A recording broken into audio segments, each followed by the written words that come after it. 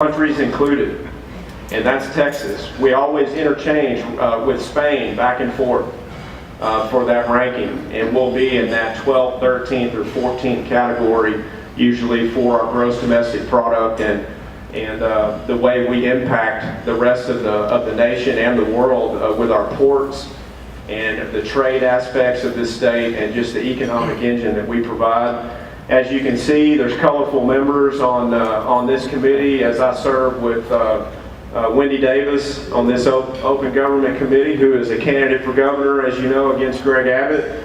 Rodney Ellis, a Houston State Senator, is the chairman. And although I haven't been in this committee yet, I look forward to it more than I can say. So for new members, there's going to be 8 new members of the Texas Senate. There's 31 total. And in decades, that is the largest freshman class that we've seen come into that Senate chamber. So it'll be very exciting to have new blood there and have new perspective and to tackle the issues that we're looking forward to reaching out and having an impact with going forward. And I mentioned some of them, but education, mobility, how we secure the border and work within that framework of state law versus federal law. And making sure that we promote our economy, that we protect our workforce and create jobs and continue this very incredible, successful model that we've been on. And whatever Rick Perry's future may be, and it may be limited, it may be fantastic, who knows. But he has been an outstanding governor on job recruitment and asking in other states for companies and individual CEOs to take a look at Texas and to see what we have to offer. And that's nothing new. He's excelled at that, but Texas has always been a place that has been entrepreneurial in spirit and to provide the opportunity that we have. We have to meet the challenges of that growth, and we wonder how those perspectives will change the framework and the mindset of Texas, if at all. But a lot of people I meet from other states, they wonder why it took them so long to get here, and so many of them are aligned with our way of thinking, which is that government staying out of our way usually opens up the door for us to have the opportunity to do the things we need to do to excel.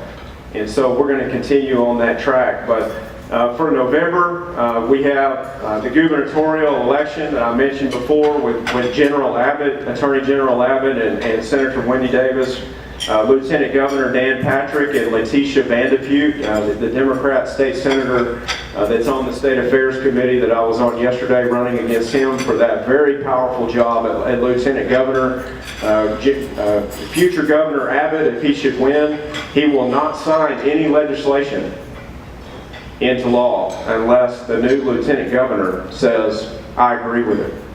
So that's a very, very powerful position, and we need to stay tuned on that and weigh in heavily on who would do the best there.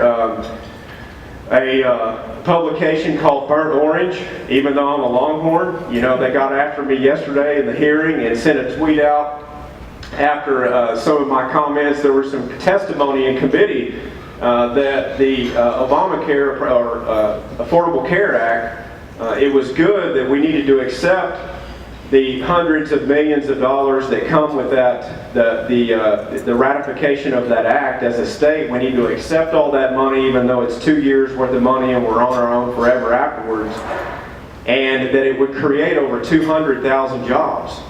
That large entitlement act, that big federal act. So I weighed in and said, that under that act, if you have 50 employees or more, you're at risk of over $40,000 in penalties and $2,000 per employee if you don't comply with that act, or if insurance either isn't offered to those employees, or they choose to get on Obamacare and that is not disclosed in the right way or paid for in the right way.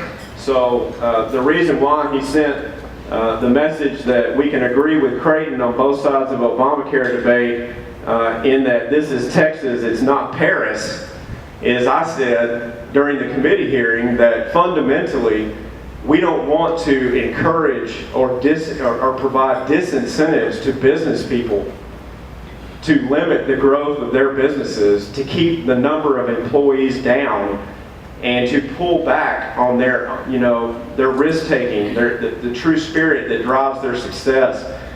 And we have 200,000 businesses in Texas that are labeled gazelle firms, that have the highest propensity for growth, potential growth, not for just this state, for this whole nation, for the opportunity that it provides. And they're right at that 48, 49 employee mark.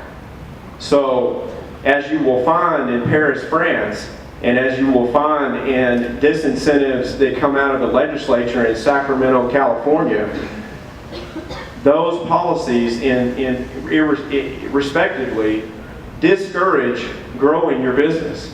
And that is not what Texas is all about. That is not who we are. Yes, we want to see everyone with a health insurance policy, but we cannot break the national bank at $17 trillion worth of debt and counting, and then bust the bank in Texas, where we balance our budgets right now for this huge economy, by accepting provisions of this bill that we just can't afford. Because ultimately, if we can't afford it and the feds can't afford it, then our insurance coverage is going to break down if it's government-backed or if it's business-backed.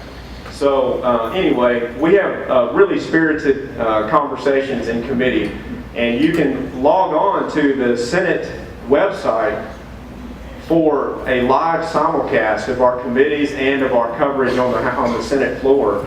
I'm always wanting to say House floor, Dan, because I'm so used to being in the House. And let me encourage you to do that, because it's so fascinating, play by play on how we're covering ground there. So I wanted to move on to questions. I wanted you to take my phone number, and I can give it to you on the way out, Jared and I can, and my website. But I am only as strong as I can be with your feedback. And it doesn't matter to me if I'm popular in Austin, as long as you're comfortable and excited and approving of the decisions I'm making, then I'm good. But I need to hear from you. So this is the way to contact me, and I'm going to encourage you to ask me questions in a minute, because anytime you have any politician in front of you, you need to ask them questions. But I also want you to know how to get a hold of me, because we don't always know when issues arise that are important to us. So thank you again. It was a very tough 11-month campaign. The Kingwood-Humble area was almost in the 70 percentile range for us, and we just could not have done it without you. And I want to say again what a privilege it'll be to represent you in the Texas Senate. Thank you so much.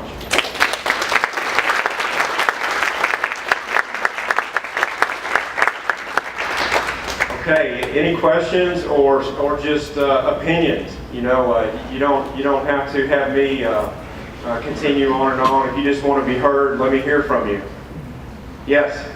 Robert Sitton, how you doing? Absolutely wonderful.